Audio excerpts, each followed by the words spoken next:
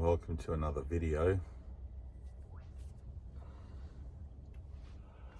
I've got the whiteboard set up here. Not sure if I'll be doing a whiteboard video. I've been saying yes to the idea of being quiet and being still, and just withdrawing for a moment, whatever that looks like. A moment looks like a week, a month, a year, a decade, I don't really know, but withdrawing from ultimately any mental activity through the meditative arts. But invariably I am prompted throughout the day to do things. And sometimes these prompts are of a celestial nature, and sometimes they are of a physical nature. Feed the body, wash the body, etc. Everything is included in this is a physical transformation. On a cellular level, it includes the healing of the avatar, the healing of the body, with the mind witnessing to that as a way of coming to a certainty or coming to an understanding that with God as my source, that healing has occurred. No other way has it occurred.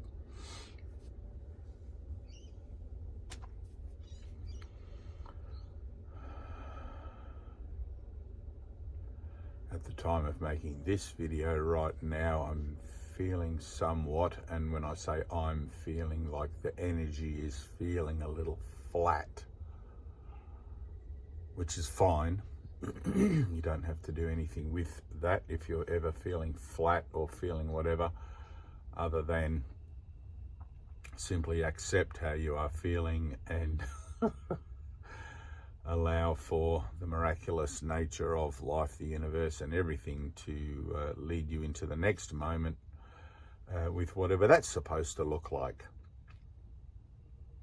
Often as human associations, let's say as the body identities, even in transition, we don't like the idea of feeling flat, or we don't like the idea of feeling empty, but all things are included in a transformative process, including feelings of being flat, empty, whatever. So I'm sitting in my moment and just allowing it to be. Just put this up a little.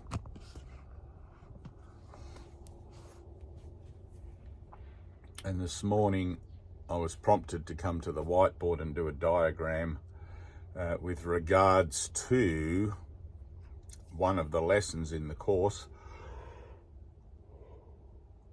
Pardon me, one of the lessons in the course, which is I do not perceive my own best interests, which is a primary lesson. I mean, for me, it was fundamental. It was the light bulb went on.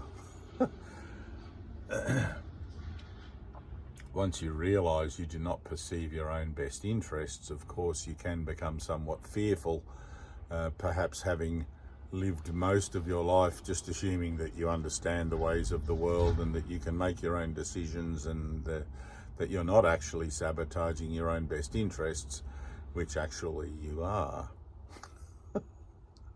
Until you remember the true nature of yourself and you understand what you are, the reason that you're in the world is absent from your mind, and your purpose, albeit achievable through faith, is still sort of at the end of that journey of faith, and like the whole complete picture of it. And for most people who are attempting a spiritual transformation through the practice of faith and the practice of the lessons in the workbook and everything else, it oftentimes seems as if you're putting a jigsaw puzzle together, which you already have all the pieces, but you don't have a picture on the lid of the box to go by. And sometimes you think, oh, this fits with that, and this is how that goes. And Jesus says in the Course, you have to work out your own salvation. And you will, because you did, but you find yourself now in that passage of time, space, in that sort of snipped out bit that has been set aside in you for the choice that you might make to begin to learn the principles and the application of those principles of salvation.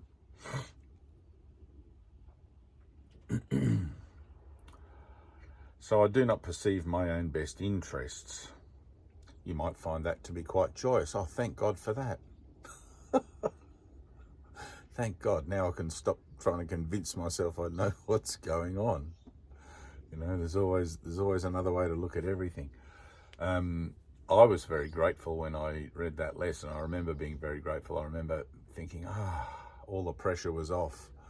But that didn't mean that the effects of previous decisions or past decisions that I had made, which had yet to catch up to me, weren't going to suddenly catch up to me, which is karma.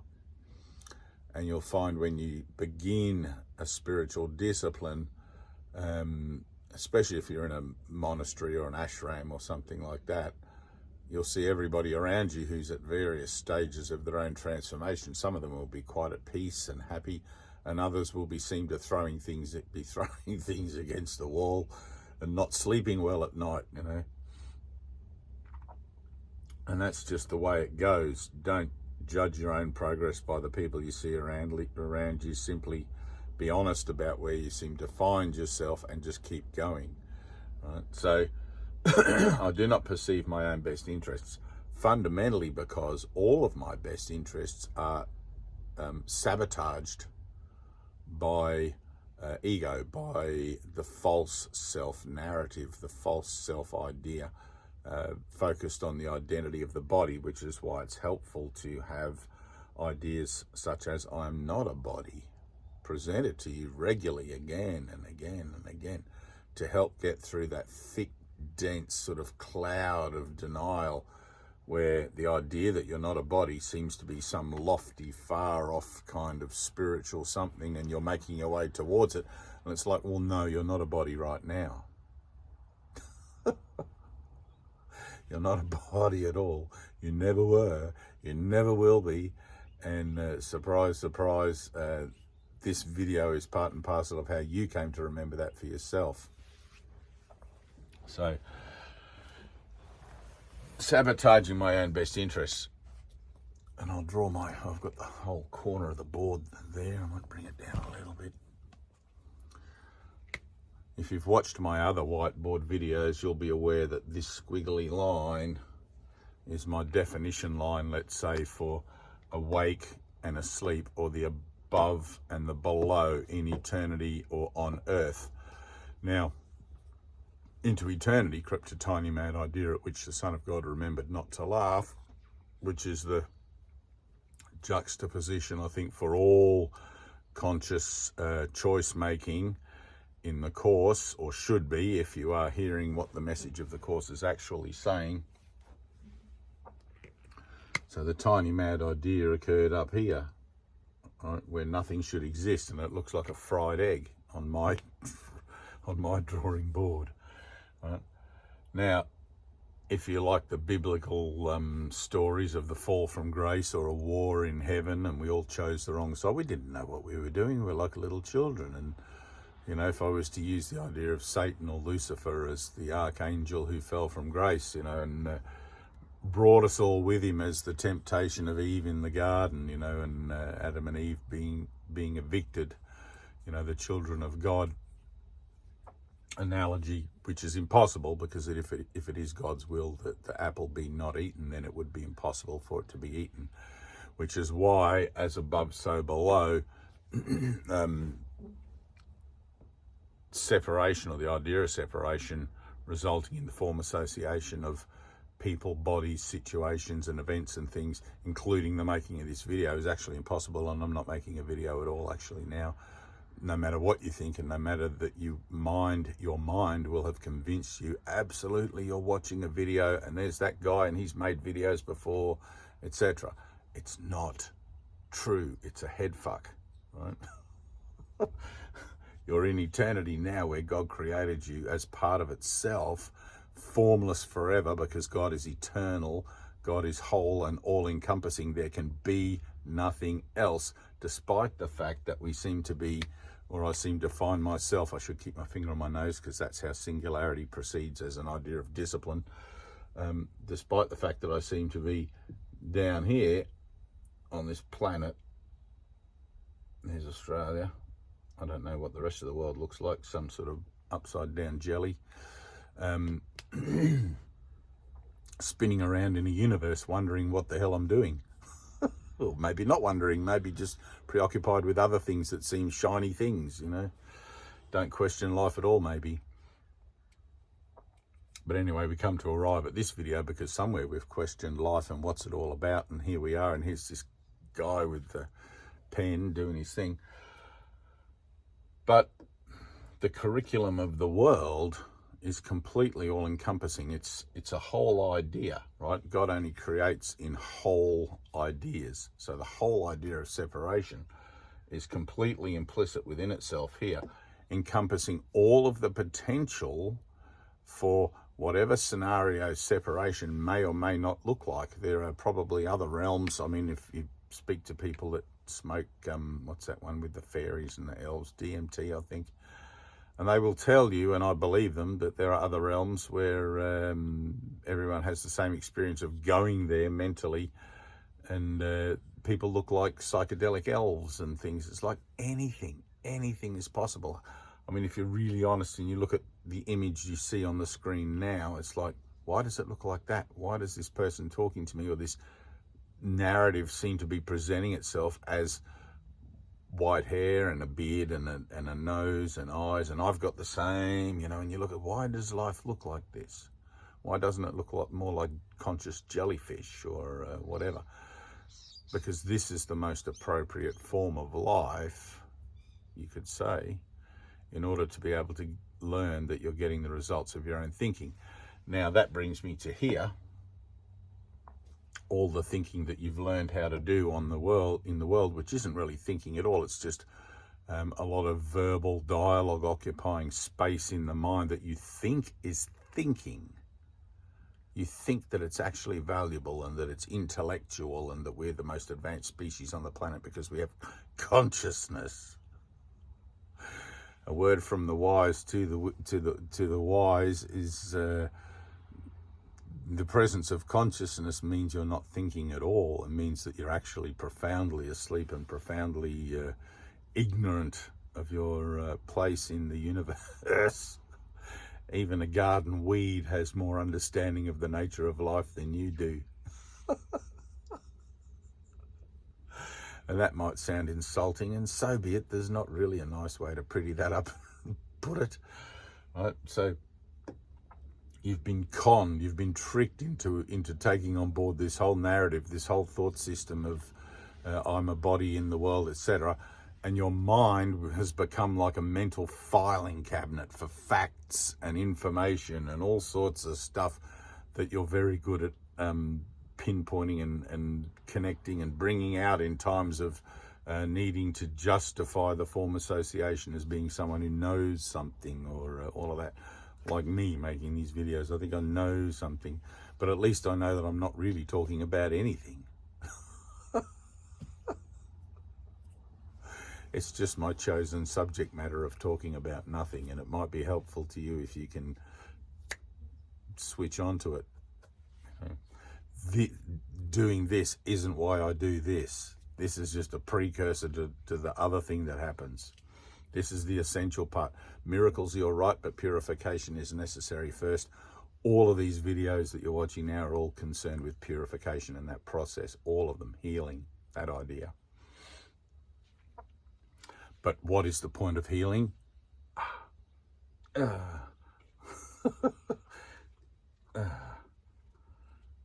That's the point of healing, true communication, reinstating that light connection in the mind to bring about, as part of a collective association, let's say, or as part of a collaborative association in the world, a new harmonic, a new raising up, a new way to see things that is going to begin to shift the paradigm of the old way of seeing things, where before we had no choice but to believe that what we thought we were was the way things were.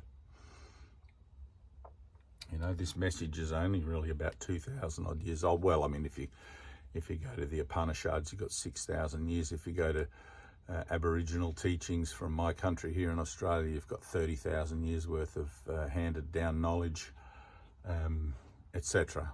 So, I mean, the light has been here all along, but up until about now, man has been far too preoccupied with fighting and getting his own way and justifying why things are the way that he thinks they are in the world, completely ignorant of the fact that they're not. They're actually this, presenting themselves as this. Right? So I do not perceive my own best interests, right, which leads to self-sabotage. Everyone's probably familiar with that term, self-sabotage. I'm doing it to myself. Right? Jesus says in the Course, the secret of salvation is that I'm doing this to myself. Doesn't matter what the situation is, doesn't matter how violent it becomes or how funny it is or how whatever it is, I'm doing it to myself. And when I was a younger version of the same avatar, I gave the cellular presence, the cellular body, cancer as an idea of I'm doing this to myself. And it took me a long time, actually. I mean, I'm pretty stupid. It took me a long time to hear myself say that I'm doing it to myself. It took me a long time for that to permeate this dense, thick, stupid, ignorant thing, right? And part of the process of that penetrating was realizing how stupid I was. And I know I've mentioned it many times in other videos, but I'm eternally grateful to my brother Willem, who was my sponsor through AA. He used to tell me every day to my face that I was an arsehole. I thought I was actually a nice guy. I thought, peace, love and mung beans, that was me. Lived in a teepee, living on the fringes of society, trying not to step on ants, eat vegetarian maybe. Funny stuff. What an arsehole. And what is it? I'm a wolf in sheep's clothing. That's the truth of the human condition. We try to be nice, try to be polite, try to be sociable to each other without dealing with the one fundamental crux of our instability in the world that sees us adjusting to our pain again and again and again and again, trying to fix things, fix everyone, change the world. Stop it. Just stop it. It's pointless.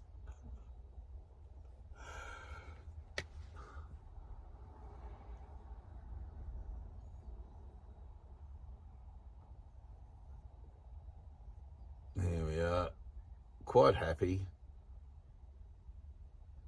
until the next thing comes along, of course. You're quite happy until somebody says, oi, you owe me $10 or whatever.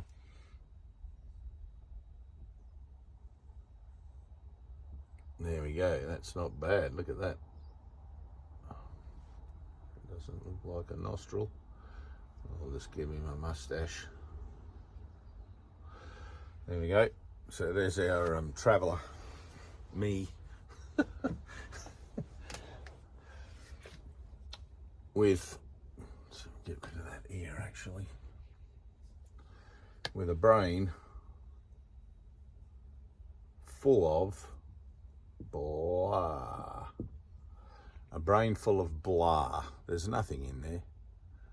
I know it seems as if there's a whole procession of thoughts, and amongst those thoughts you can arbitrate the ones that seem to have more importance or more relevance in a situation than others, and that makes you a smart person. Not really, because you don't even know where these thoughts come from. You don't know that you have an alternative to these thoughts if you want it. You've just become very, very lazy, and you look into this rhetoric of blah as an attempt to try and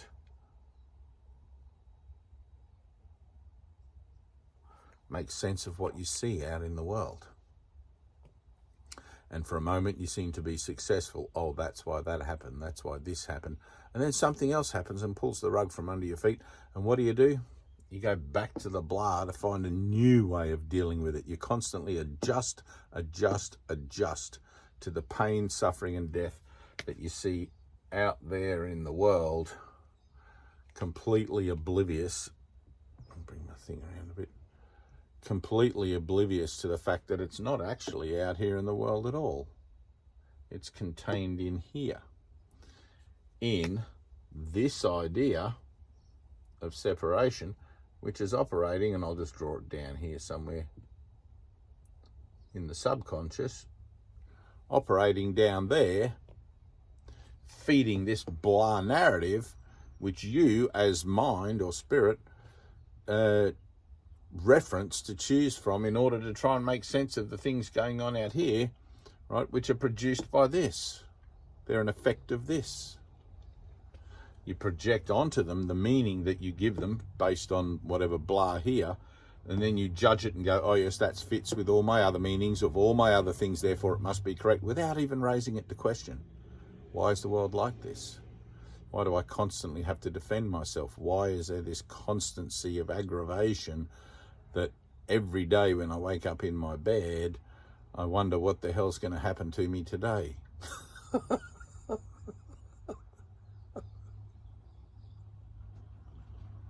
Oh, it's funny because I'm wearing my Lord of the Rings jumper that I got at Hobbit Town in New Zealand. And I've learned, I might do a whiteboard thing about hobbits, but I've learned about hobbits a little bit in the journey over there, that hobbits very rarely venture beyond the boundaries of their shire. They're shy from adventures. And that's what happens to human beings. Human beings are essentially hobbits who, after so much adjustment and so much bullshit and dealing with all the crap in the world, tend to build themselves houses where they can just sit down in their armchair and just and I just wish I didn't have to deal with it another day, right? But here's the thing, if you're choosing from the blah, you're always going to have to deal with it, because the blah is the product of this, which is projected, and I'll just do this. Here we go, look, secret projection line that you're unaware of. It's not in your line of sight, but you're projecting from your mind the world you want to see as an idea of the state of your mind that you want to represent. Right? Rewind that, listen to it again. And out of those states of mind, you have only two choices, a fearful one or a loving one. And you'll say to me, well, sometimes I'm fearful and sometimes I'm loving. That's neither choice. That's fearful. All right? That's this. And some of you guys who've been watching my videos knew that I was going to draw a yin yang there. Right? That's the world's thought system, the good and the bad, the right and the wrong. That's what the blah is composed of. Why can't we just have all good stuff and not the bad stuff? Right? And that is why it takes mind training to break away from that way of thinking, that way of seeing the world in terms of good and bad, in terms of opposites or duality, to see with a singular vision that has nothing to do with this. It has instead to do with this here. Learning to see with true vision. Right? But that takes a minute. I mean, sometimes you're going to have glimpses. We had a lady in our Zoom meeting this week who wrote to me afterwards, very excited. We did a meditation at the end, and I left the meditation early with everybody very quiet so I could get on with things here. And she wrote to me afterwards and was very, very happy that she'd had a glimpse of the light in her mind through that particular meditative technique that we were doing. And I'm sure others have. People write to me all the time with regards to meditation and learning stillness, and tell me about their light experiences, which I'm very happy about. And those things are accumulative. They build a bigger witness. The more you use this to see, the more you learn to use your, I don't want to call it a third eye because it sounds weird. It's like somebody has an extra, it's a way of seeing, right? But it's a way of seeing that is different from the blah, which I rubbed out, different from the blah, but initially in the transition process between human and or Homo sapien and Homo illumina, Homo enlightened person or aware person or awake person or whatever, you're probably going to go back and forth a bit between the two ways of seeing, especially in a moment of confrontation, because overlearned defenses are hard to drop. You know, one of the other lessons in the course is, in my defenselessness, my safety lies. And that takes a bit to really put that into practice. You know, in the moment you put that into practice, it's always going to be in a place where, of course, you feel like you need to defend yourself. Hopefully that will be in a verbal altercation rather than a physical one. But whatever, I mean, you know, you learn by getting the results of your own thinking, and I pretty well can bet that there are people on the planet dumber than me. That's a judgment, I know, but anyway. Forgiven. So you project out. You project out from your mind based on the choices you think you have to choose from here, which represent only the yin and the yang, the good and the bad. And of course you project out all the bad stuff. I don't want all that bad stuff in my mind. I don't want to think about all those terrible, horrible things. And so you deny them, and in that denying you project them out, and you just want this, I just want my life to be happy and peaceful and joyous. But this is a whole experience of separation. You find yourself in a whole experience in the world of separation, the good and the bad, everything there, and good and bad only have the meaning you give them, right? If you were a very small child looking at these sorts of things, you wouldn't know what you were looking at. You'd see people arguing, and unless somebody had a reaction to that you also could react along the same lines, you wouldn't know how to react. You'd just stand there looking at it, as little kids do. Or if somebody was hugging and loving and laughing, you'd be like, you know, this is the first time you see everything. But learning to live in the moment, learning to live through seeing only through spiritual sight, this moment is all you have. You are brand new in this moment, born again, let's say, in this moment. And if your healing is complete, if your healing is to such a degree that you are no longer consciously referencing the old way of seeing, the old thought system of blah, you'll have these moments, like I have them all the time, where I don't know what I'm looking at. And it's bizarre. It's not so bizarre now because I guess I'm used to it. But when I first started to notice that I wasn't seeing things the way that I used to see them, it kind of stumped me. It's like, wow. At one time I would have reacted to this, that, or the other. Don't react anymore. Like, I just don't have I don't have a trigger, you know, because I've been doing the work and still doing the work, whatever comes along.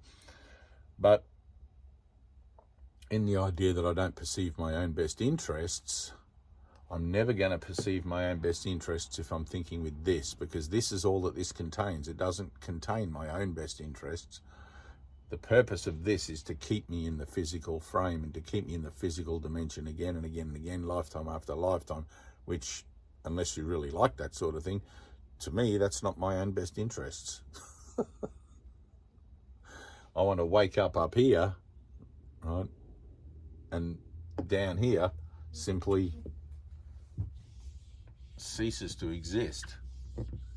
Like when you wake up from a dream at night, in the morning, and it just sort of fades from your mind, and you're like, what was that dream I just had? You can't quite grasp it. It's gone. You know? That's how this is. If I looked at things in a linear sense, I had an awakening in 1997, and everything since, Jesus calls it the blessed residue in the Course, the blessed residue post-enlightenment. Everything else is blessed residue, and this now is simply the effect, or living in or experiencing through what I experienced through this is simply the effect of that experience that happened that reminded me that I'm whole and perfect, and so are you. And we don't have anything to worry about. Just let go and enjoy the ride, basically. But if you're still busy trying to work it out, you know, like, well, good luck. Anyway, that's about it. I'm not sure that that's 100% what I wanted to put on the whiteboard today, but anyway, that's probably it. Thank you for everyone contributing money to the PayPal. I don't want to sound like a bloody collection agency for that, but it is really helpful. And at first I had a bit of resistance to even setting up a PayPal account, as Tina will tell you, but it has managed to be helpful in collecting donations for books to go to Africa, which that's happening. Even in our Zoom meeting this week, one of the brothers in the Zoom meeting who lives in Vietnam has offered to have the books converted into Vietnamese, which will be nice, you know. So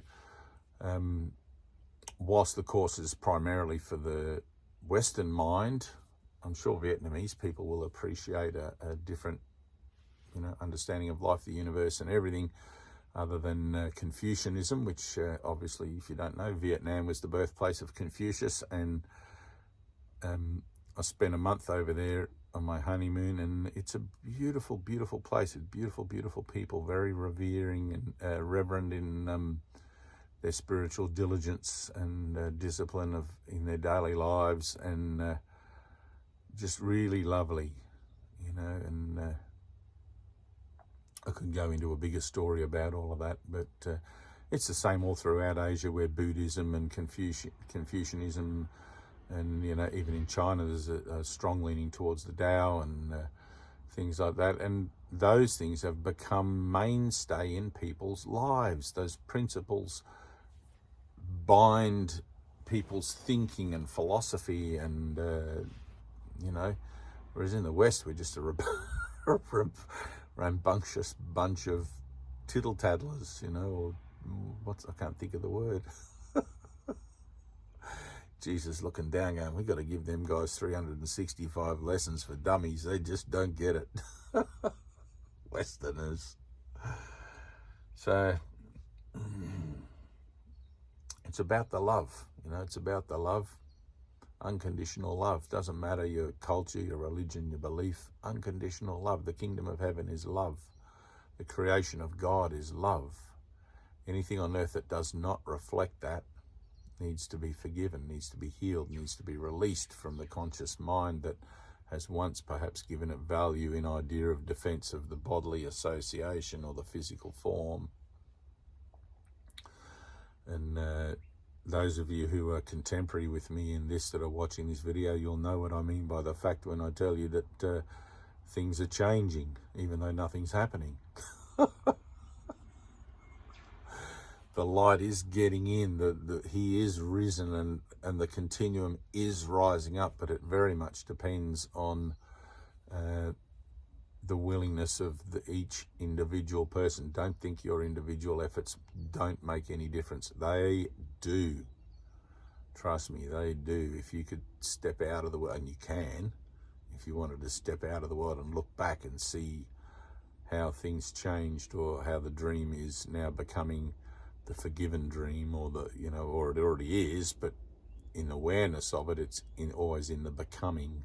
I'm witnessing partly to the shifts and changes in my world through the shifts and changes in my consciousness, as well as to the overall shift and change that's occurring and has already occurred by the divine will of God through all of the celestial realms altogether. And that's another story for another video. Love you.